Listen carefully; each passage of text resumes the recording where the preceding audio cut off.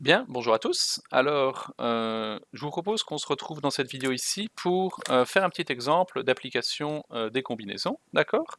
Alors, bon évidemment je viens de spoiler le fun et donc je viens de dire que c'était avec des combinaisons. Maintenant, vous en faites pas, on va bien vérifier que tel est bien le cas. OK? Alors allons-y, prenons, donc on va se poser comme question, problème. Alors on se demande, combien de mots est-ce que je peux, faire en réorganisant les enfin combien d'anagrammes je peux avoir d'un mot? OK? Donc combien de mots peut-on créer? J'écris comme un porc, une fois n'est pas coutume, peut-on créer en réarrangeant les lettres du mot abracadabra. OK? A bra ca dabra. Abracadabra. OK, super. OK, j'espère que ça s'écrit comme ça. OK, bon, super question. Alors je vais commencer par faire une petite erreur pour bien vous montrer que l'étape de modélisation est très très importante. OK? Alors faisons une petite erreur. D'accord? Donc on va se dire modélisons ça. OK? Donc on va dire un anagramme, c'est-à-dire un réarrangement de lettres. J'ai combien de lettres ici? 1, 2, 3, 4, 5, 6, 7, 8, 9, 10, 11. 1, 2, 3, 4, 5, 6, 7, 8, 9, 10, 11. OK? C'est un ensemblement de 11 lettres, et là-dedans, du coup, je vais mettre les lettres qui font partie des lettres d'abracadabra, c'est-à-dire j'ai A, j'ai B, j'ai R, j'ai C, j'ai D. Abracadabra. OK? Voilà. J'ai ces 5 lettres-là. OK? Et donc ça, c'est la première lettre de l'anagramme. OK? Ça, c'est la deuxième lettre, etc., etc., etc. D'accord? Bon, alors posons-nous les questions. On va se dire d'abord, est-ce que l'ordre importe? OK? Alors essayons. Donc, je vais dire est-ce que l'ordre importe? Donc par exemple, est-ce que, si j'ai abracadabra, je me demande si ça, est-ce que c'est exactement, est-ce que c'est le même mot que baracadabra?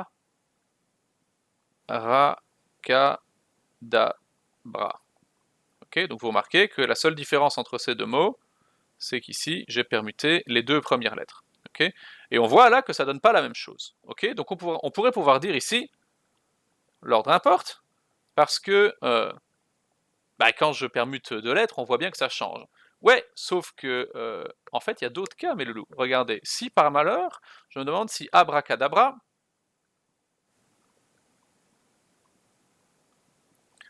est-ce que ça, c'est la même chose? Alors plutôt que de permuter cette lettre, le A et le B qui sont là, je vais permuter le A qui est là, avec le A qui est là. OK? Je vais permuter ces deux-là. Et ça, si je permute ces deux A là, eh ben, c'est pas de bol parce que ça me donne aussi abracadabra.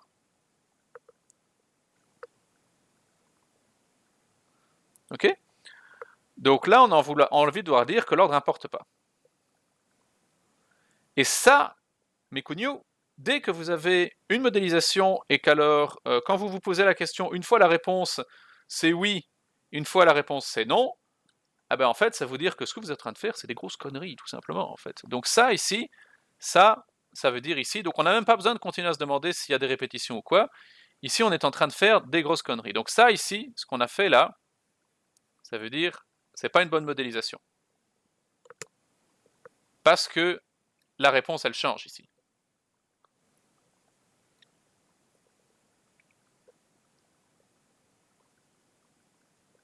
Bon, ça nous fait une belle jambe, parce que du coup, on n'a toujours pas avancé pour notre problème. Ok? Alors comment est-ce qu'on pourrait... Donc qu'est-ce qui nous embête en fait dans le mot abracadabra quand on permute les lettres? Parce que c'est vrai, parce que si le mot qu'on cherchait c'était quelque chose sans répétition, comme taxi par exemple, ok? Si on essaye avec taxi, le nombre de manières de réarranger les lettres de taxi, comme elles sont toutes différentes, c'est 4 factoriel. Ok? Bon, seulement ici c'est pas taxi, ici c'est abracadabra. Alors le problème dans abracadabra, c'est qu'il y a plein de lettres qui se répètent. Ok? Donc, examinons toutes les lettres qui se répètent. Ok? Regardons les lettres de ce mot. Alors combien on a de A? Alors les A, je vais les compter, on en a du coup 1, 2, 3, 4, 5 A. On a du coup 5 A. 5 A. Alors les B, on en a 1, 2 B. Alors essayons de voir ce qu'on a d'autre. Des R, on en a un là, donc ça fait 2 R. C'est un 2, si j'arrive même pas à lire mes notes, ça va être beau. Alors après, qu'est-ce qu'on a? Les C, j'ai un C là, j'ai qu'un seul C, abracadabra. Okay, donc j'ai un seul C, et le D, on n'a qu'un seul D aussi. Ok, j'ai tout barré là. Ah, j'ai tout barré, ok. Voilà, donc a priori, on voit ici qu'on a plein de répétitions.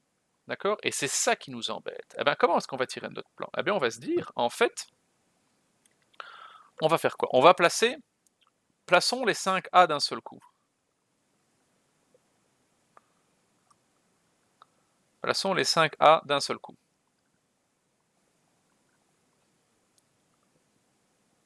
Ok?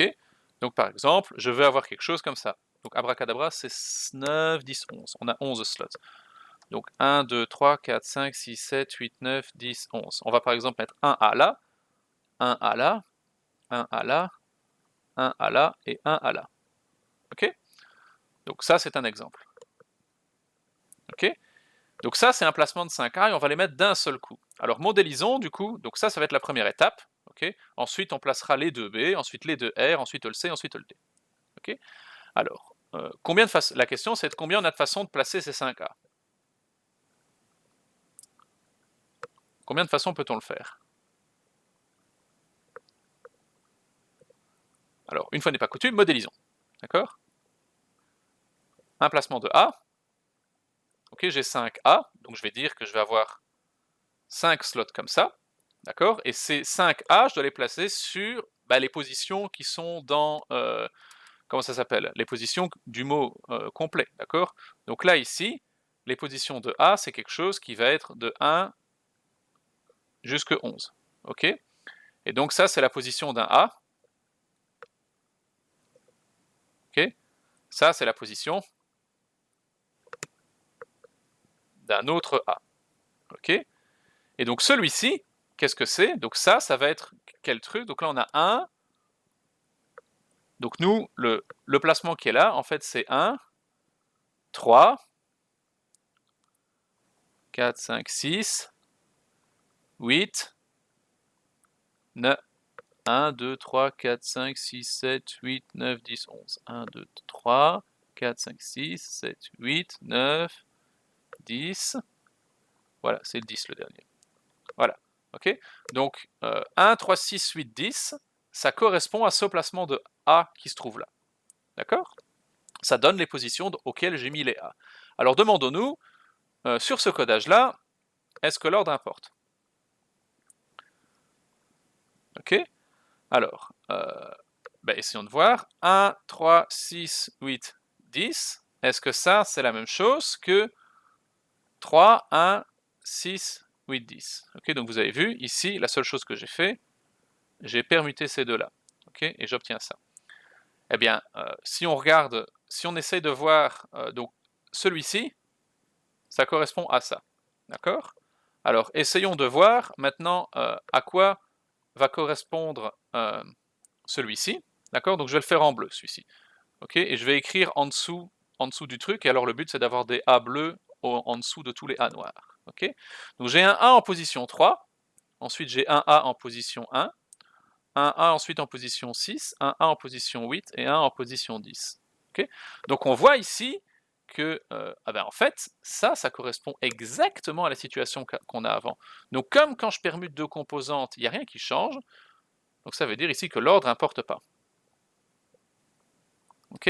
Alors la deuxième question, c'est est-ce qu'on a le droit d'avoir des répétitions? Donc est-ce que j'ai le droit d'avoir 1, 3, 6, 8? Est-ce que ça c'est autorisé? Alors essayons de voir à quel codage ça correspond, ça. Donc 1, 2, 3, 4, 5, 6, 7, 8, 9, 10, 11.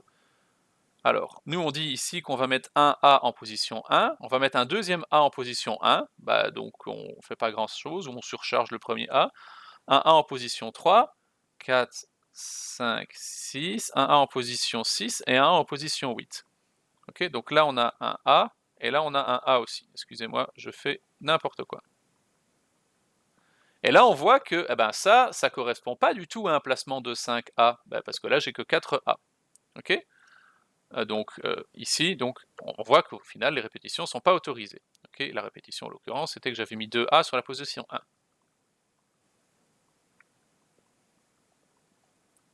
Du coup, combien de placements de 5A j'ai? Donc ici, au vu de ce qu'on a là, on voit qu'on doit utiliser des combinaisons. D'accord? Et donc on doit, ici, placer les 5A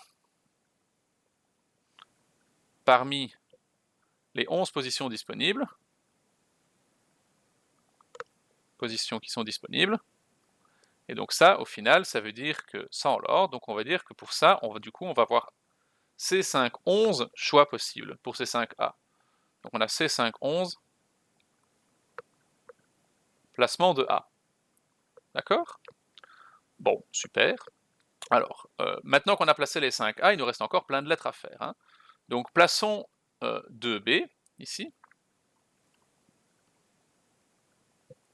Plaçons les 2B. D'accord? Combien on a de façons de placer les B? Donc on va procéder de la même manière, ok? Donc on procède de la même manière, ok? Donc, hop.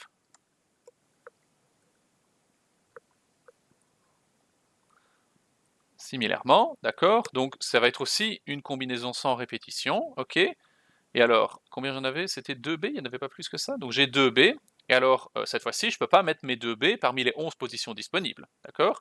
Je ne peux pas mettre mes 2B parmi les 11 positions disponibles, parce qu'il y en a déjà 5 qui ont été prises par les A. Donc ça veut dire que sur les 11 positions disponibles, il m'en reste plus que 11 moins 5, c'est-à-dire 6.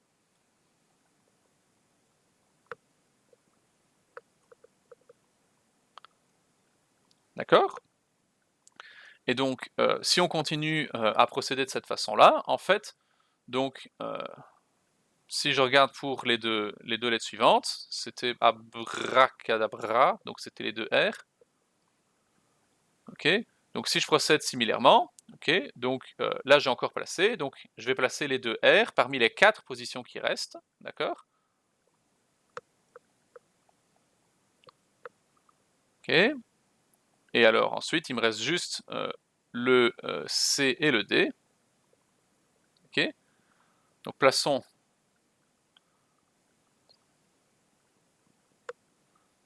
le C, d'accord? Alors, il y a plus combien de choix? Donc il nous reste 2 positions. Il reste 2 positions, c'est-à-dire 2 choix. D'accord? Et ensuite, il faut on va placer abracadabra, plaçons le D, il ne reste plus qu'une position. S'il ne reste plus qu'une position, ça fait qu'un seul choix. D'accord?